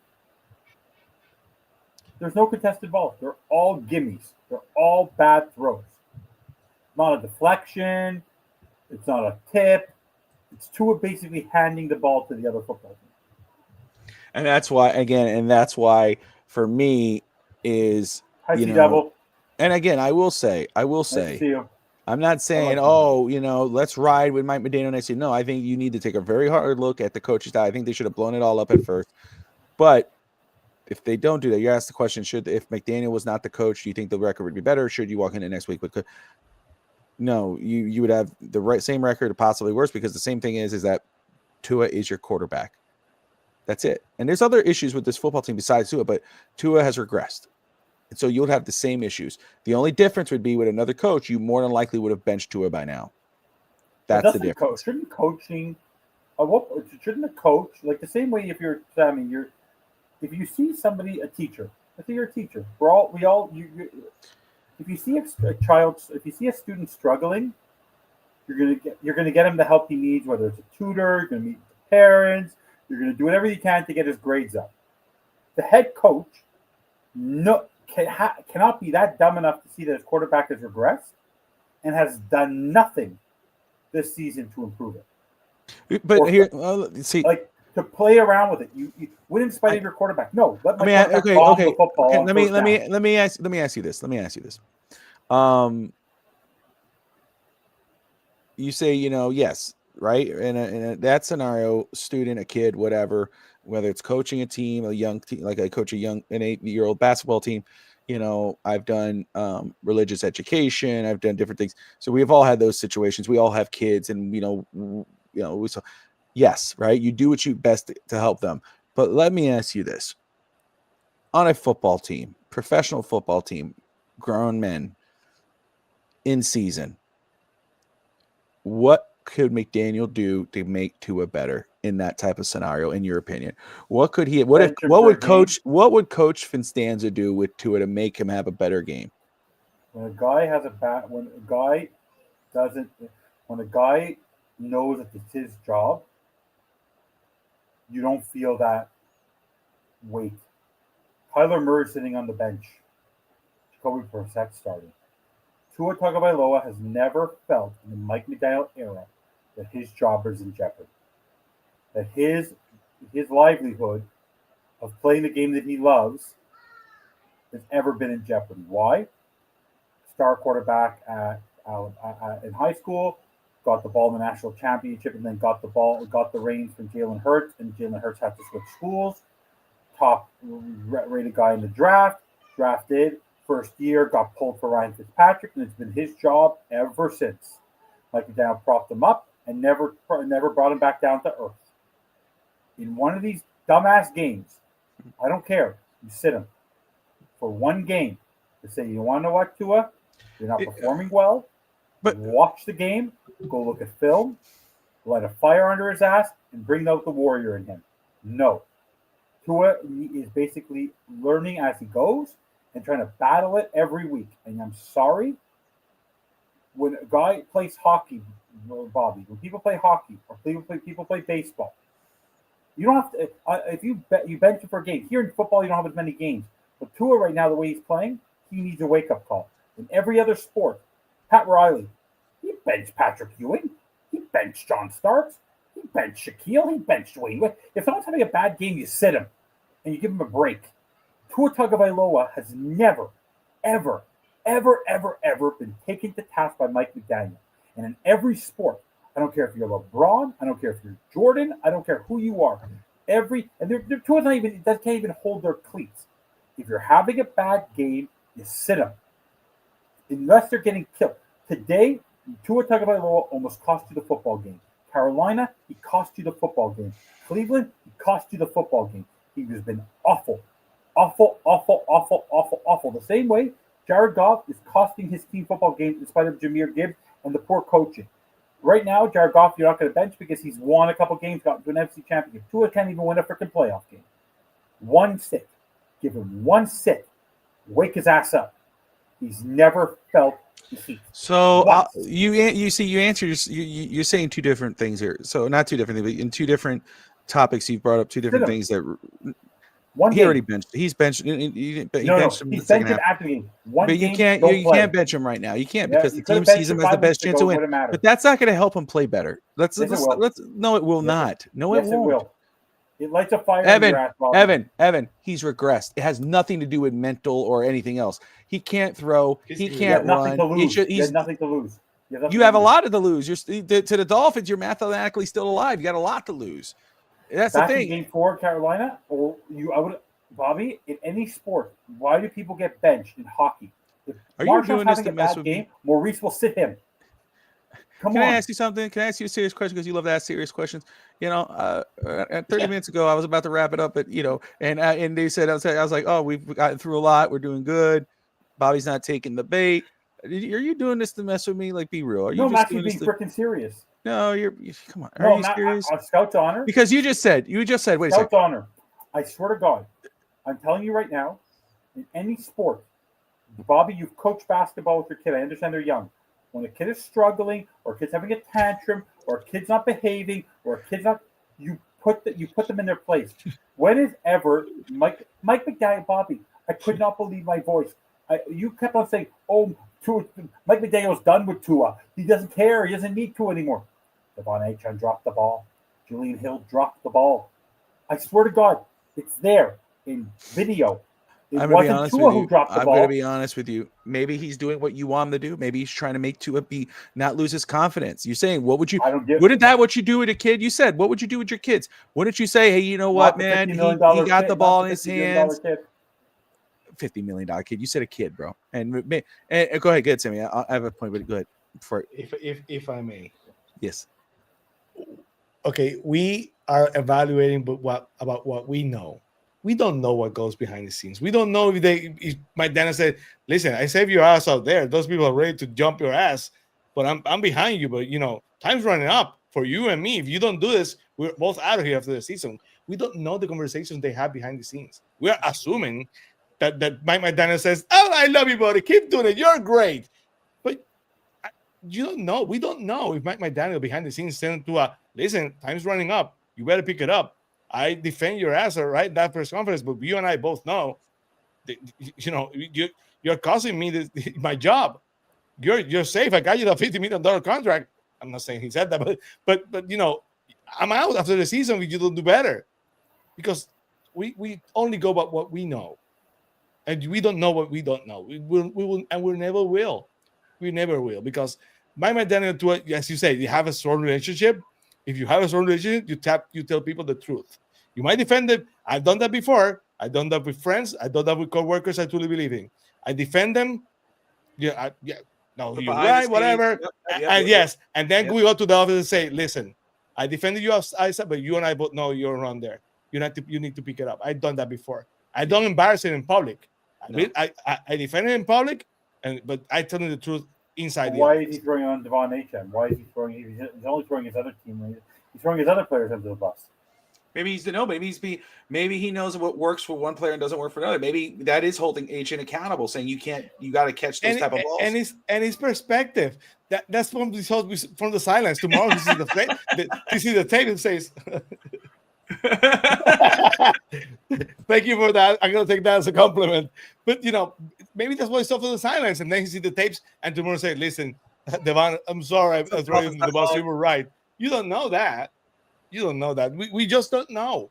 I think that's fair. And I think we've all done that. It's an honor system type of thing. And I agree. I'm the same way. I will. If I got your back. We're cool. We're brothers. We're whatever.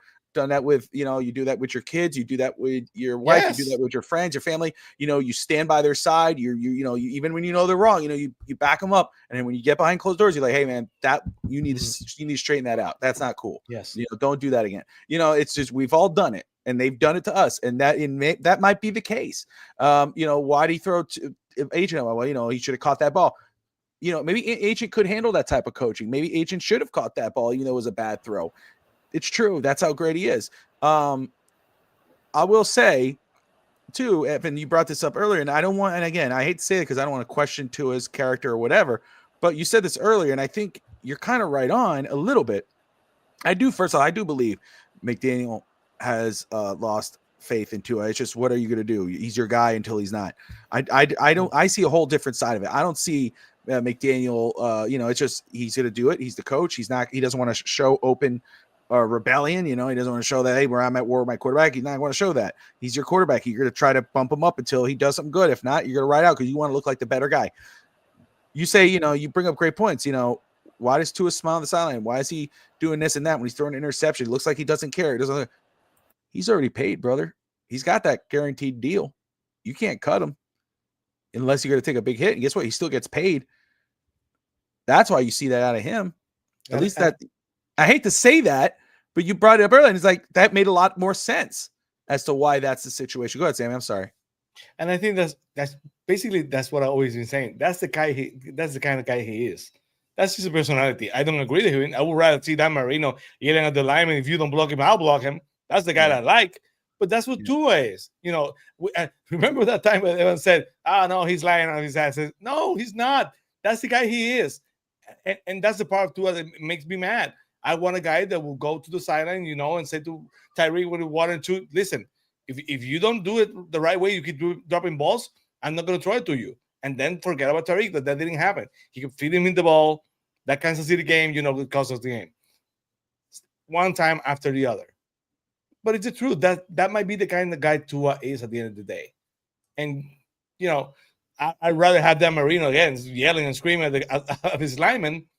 But that's what Tua is. He's like a lucky-go-lucky kind of guy. Like, yay! But, it's maddening sometimes. When you're losing, it's maddening. When they were dancing at the Broncos, we're dancing and doing this live at Washington. It was great. But when you're losing, all those things get magnified.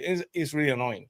But it is what it is. I want to say, too, Sea Devil, Dolphins aren't eliminated, Leo, but we're in the hunt. I understand that. I get it.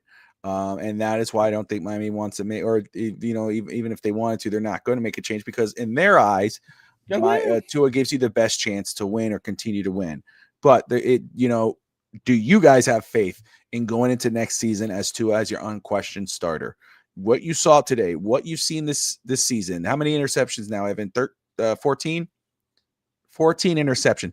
Everything you've seen. The question is, should Miami go into next season with Tua as their unquestioned starter, or should they go and try to bring someone in? Sorry, 1 second, guys. I'm sorry. Yes, please. Well, while Bobby do something, Let's do this exercise quickly. Evan, please. Bobby, Sammy, let's just do this exercise, okay? I just want while Bobby's there. New England's 10-2.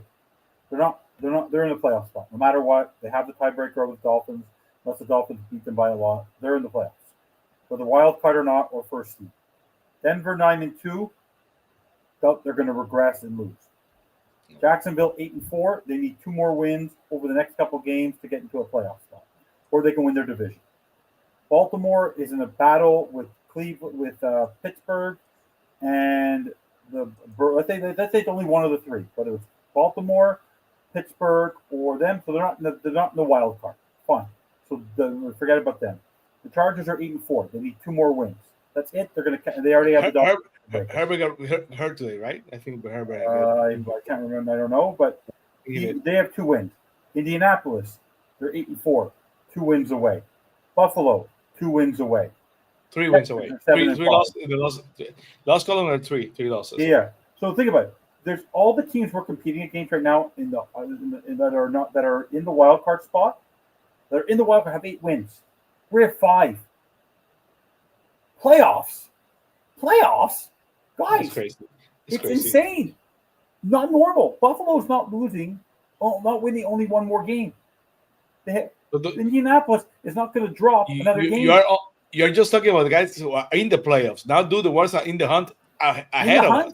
You have Kansas City ahead of us. The Texans and the Chiefs. The Texans. I don't count Pittsburgh. The Texans and the Chiefs. Come on, guys. They have to leapfrog the Chiefs, the Texans, the Bills, and the Colts.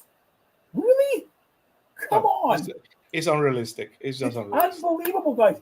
Get it out of your skull. There's no chance. No chance of making the playoffs. There's no deal. But it doesn't matter if they're eliminated. You really think that Buffalo? But I'm gonna do this. I'm gonna do this, Evan. I agree with what you said. I agree with what Sea Devil said. I'm gonna say that's what I'm gonna say, Evan. I'm just doing this to do this. But you play to win the game, and it's not over until it's over. Yes. It's not over until the fat lady sings, or it's not over until you're officially eliminated. And we're not eliminated yet, brother. We play to win the game. The difference is, I agree. But even if they finish 10-7, which is the best they can finish, you're not playing Indianapolis again. Evan, keep that negative bullshit out of the damn thing. We're gonna do it. We're still in it. The defense has been playing good. The defense is doing a job. Micah Fitzpatrick, hello, where have you been? We found you. You're here. Devon Achane, it's about GD time. Evan starts giving you some damn respect. Because now you're showing it, brother. You've been doing it all year, but now Evan can't resist the temptation of being sold in. Look, where the hell was Waddle today? What the hell was that, Tua? Yet you still won the game. We still got it, brother. You don't have where's Tyreek Hill? Woo! We still got it. You know, to be the man, you got to beat the man, brother. And we beat him. We got 3 in a row. We're 5-7. We're almost at baby. 7. Let's do it. We got one more to go, brother. You take it a week at a time. It's not over. Don't put the nail in the coffin, my man. The season's still alive. I don't have to. Tyrod Taylor and the New York Jets and Russ Morgan are going to do it for me next week. Thank you, guys. Okay. Let me tell you something about the New York Jets. Fuck the Jets. No one gives a damn about that diarrhea green Jets. I don't give a damn about the Jets. Nasty ass team. Who the hell's a fan of the Jets? The Jets suck. They're horrible. They're garbage. They're trash. Miami's going to go 6-7. We're going to make it all the way to the playoffs. And then you're going to sit there and go, well, I always knew they were going to do it. And I'm going to tell you, brother, it's going to happen. Hopium all the way. Let's get it done. So, but Evan, you're basically backing yourself into a corner. But what are you going to do if they find a way to win next week? You know what's going to happen? They're going to be 6-7. Yes. The Colts are going to be 9-4. I love it. The Colts are going to be 9-4. The Bills are going to be 9-4. The Chiefs are going to be 7-6, and the Texans are going to be 8-5. And then we're going to say, wait. So basically, we need the Bills or the Colts to lose. They basically have to win one more game.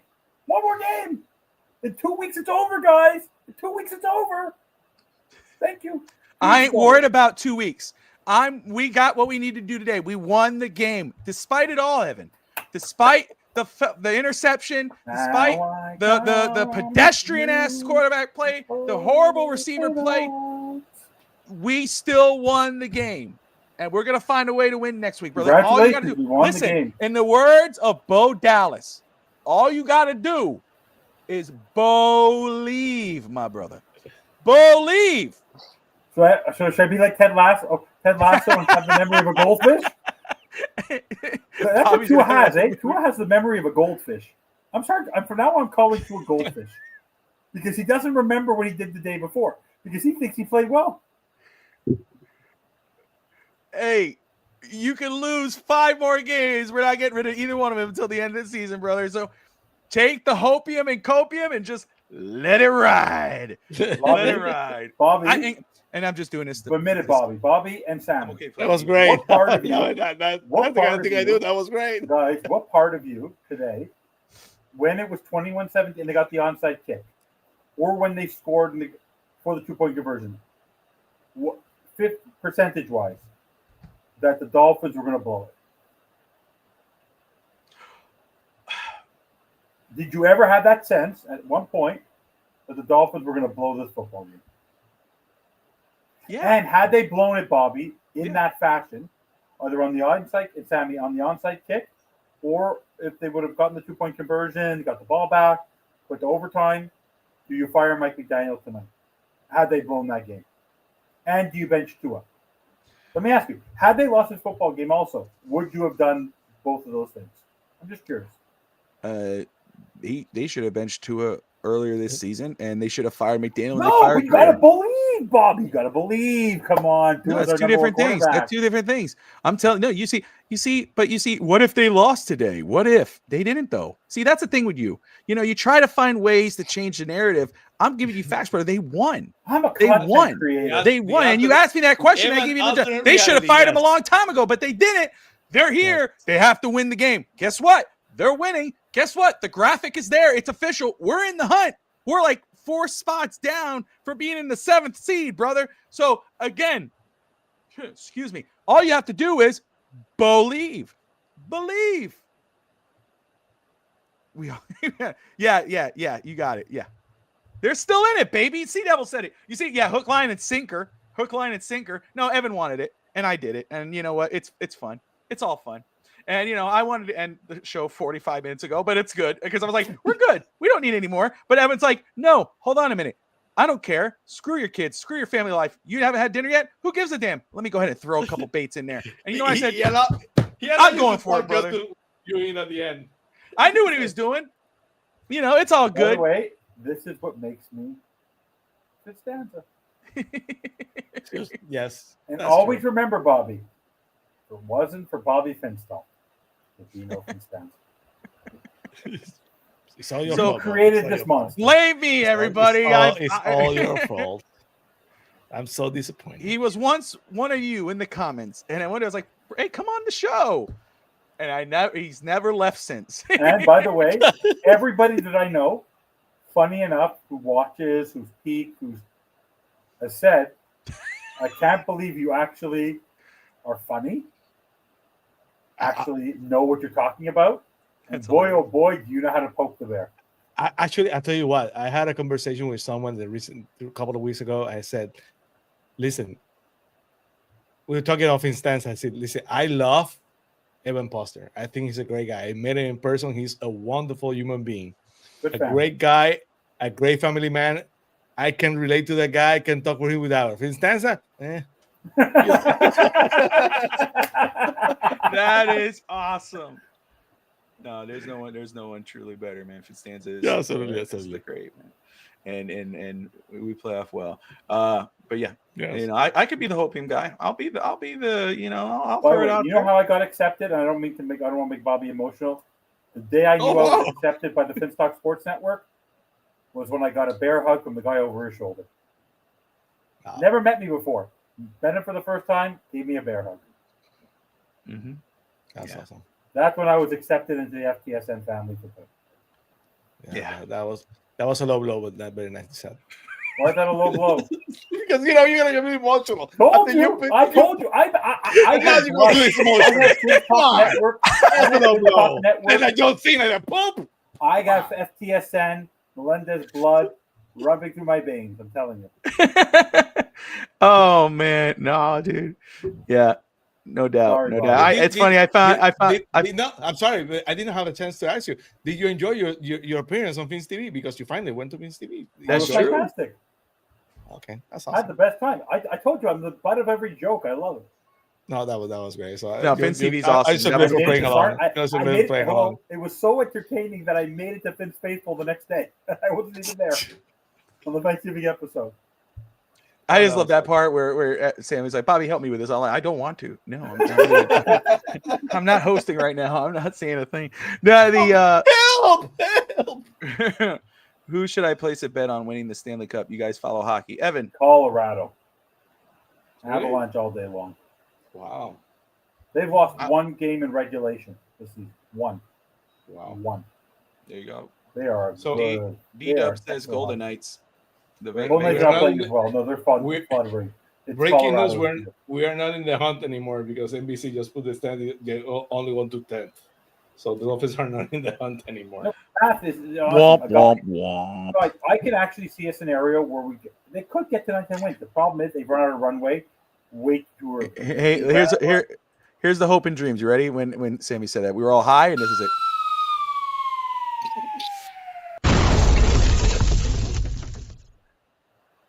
That's it. It's all over. It's gone. Bench Tua, fire McDaniel. It's over, folks. No, all right. Until next week. Archie Bunker. He's it. Let me ask you. Archie Bunker. Now, one more last question before I know you guys want to go and you want to go have supper. When they're officially eliminated mathematically, they're not going to get rid of McDaniel at that point. Will you then be on the bandwagon to let's see what Quinn Ewers or Zach Wilson could do the rest of the year? Why do you need to play Tua anymore if you're officially eliminated? So let's say they lose next week. Yeah. Let's say they lose next eliminated. Week. Yeah, that's all bets are off. Then you go and try to see what you got. 2 weeks, if in 2 weeks from now, after they lose to the Jets, they play the Bengals Christmas Day. Sorry, if they get eliminated after the Steelers and they are facing the Bengals, and then they're facing the Patriots, they're facing the next 3 games, the last 3 games of the year. Do you play Do you play the other quarterbacks to see what they got? And stick to the rest of the season. Sammy. Coach Sammy Wood. Who do you play? Do you play Ewers or do you play Wilson? No, I will not play Wilson. Coach Sammy Wood, but Stephen Ross, after all that lawsuit, tampering, the investigation about throwing games and stuff, he's gonna basically say, "Well, you're gonna bench 2, and we're gonna start well, what?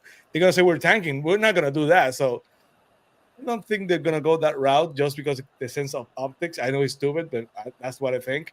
I would once I would eliminate. Slow down Devon Achane or let him get as much stats as you want and try to see what you have with Ollie Gordon to the right. You start playing your other players.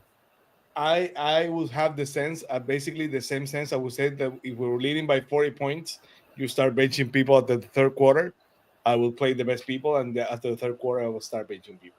Yeah. But I will not make it as just bench the combination for the whole game. You're on a pitch count. After that, you're out. Let If me you ask win, you: you win. If you if lose, you had you lose. $100 right now, Sammy, right now, I'm sorry. right now, $100, put money down. I wish. Dolphins making the playoffs, or the with 5 wins, or the Bengals winning the division with 4 wins. I'd rather have the Bengals because that division is just weird. The Yeah. Steelers lost today. The Ravens are not a lock, and the Bengals got that done. They kind of done that before. They got hot at the right time. So, and Joe Burrow was not playing, so they could run the table. That's the thing I do believe. But that defense is just even worse than the Dolphins. So we'll see. And they're going to 2 cold weather games. It's December. By the way, guys, do we have to forget that the Dolphins in December suck? I said that before. They suck. I So, said like, we're going into December. Like, they're not good in December. They're not going to change. They're not going to change in December. It's cold weather. It's not going to change. Better So- teams have failed. Not this year. So I'll say very quick, and then we can wrap it. But to Evan's point, if and when they are eliminated from the playoffs, then I would treat the rest of the season as a preseason. That's when you say, hey, Achane, if Achane wants to be all pro, I get it. You get him maybe for the first half, then you let him rest. But that's when you want to see what you got out of Ollie, Jalen Wright. Let Malik Washington get more reps. Same thing with defense. Make it a glorified preseason. See what you got and what you have so you know what you can have into next season. That's what I would do. But we're not there yet because Miami's still mathematically alive. And I hope Aaron Rodgers does not eliminate Miami. I hope that's not the case. He was awful today. Yeah, I know DSG. He's always wanted Achane, and not Achane, Aaron Rodgers. But that's all right. Anyway, that's going to wrap it up for an eventful post game. Thank you, Finstanza, Sammy, as always. You could catch Finstanza here on pregame, postgame, and anywhere else on Fin's Faithful podcast on postgame. You of course catch Fin Sammy on Fin's TV. Sammy, any plans for Fin's TV this week on Tuesday? We're going streaking on Fin's TV on Tuesday. We're gonna talk about the 2 sides of the table. The fans who really believe that the Dolphins will go streaking, and the ones who basically say we just will not be able to go streaking because Tua sucks right now. So that's gonna be a point counterpoint debate on Fin's TV this Tuesday. There you go. Love it. I love it. So anyway, guys, appreciate you all tuning in. Dolphins are 5-7. They are 1 game away from the annoying ending that won't die. 6-7. Break your heart, Tristan, but you will not be able to say this season.